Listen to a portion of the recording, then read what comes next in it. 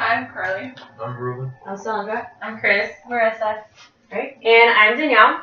So today I'm going to give you guys a brief history into the event Gasparilla. Being a native from Tampa, I know about the parade itself, but I don't really know much of the backstory to it or the history behind it, so I decided to do my speech on that. Gasparilla is based off of the famous pirate Jose Gaspar. He was born into the aristocratic status, and he was very well educated, an officer in the Spanish Navy who turned rogue. He was coined as the last of the Buccaneers, referring to himself as Gasparilla. He terrorized the Florida coast during the late 1800s and 19th century by seizing and robbing merchant ships. One of his last conquests, Gaspar actually seized a disguised Navy warship, which resulted in his death. Legend has it that Jose Gaspar left his fortune and buried treasure somewhere along the west coast of Florida, but it's yet to never been found.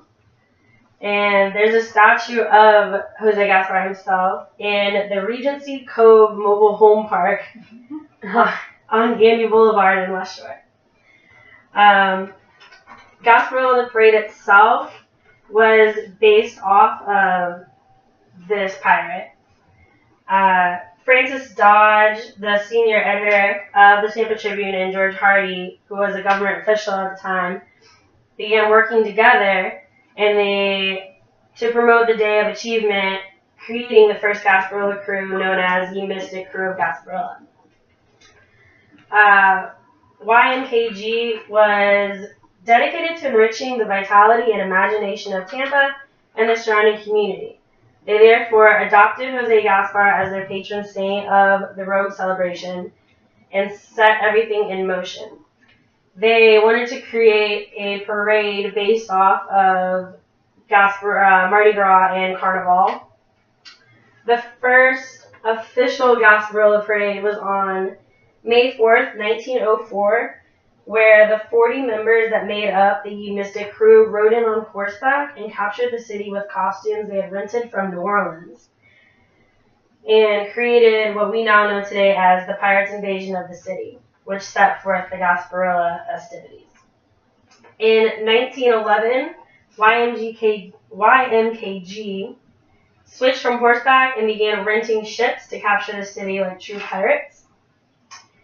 In 1937, they actually raised enough money and bought the first vessel that they owned, known as the Jose Gaspar I.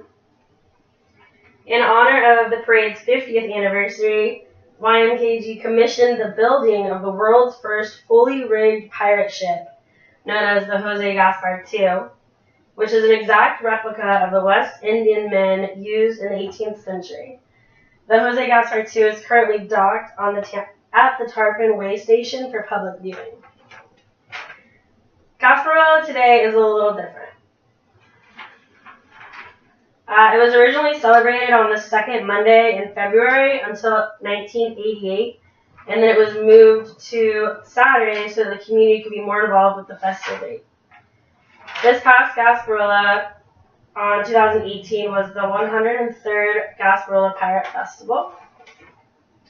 It now attracts 500,000 people annually and has grown into 3 parades. There's the Children's Parade, the Gasparilla Day Parade, and the Gasparilla Night Parade. It also includes music, the Gasparilla Classic, and the Gasparilla Music and Arts Festival. And YMKG sails the Jose Gaspar to kidnap the mayor and steals the key of the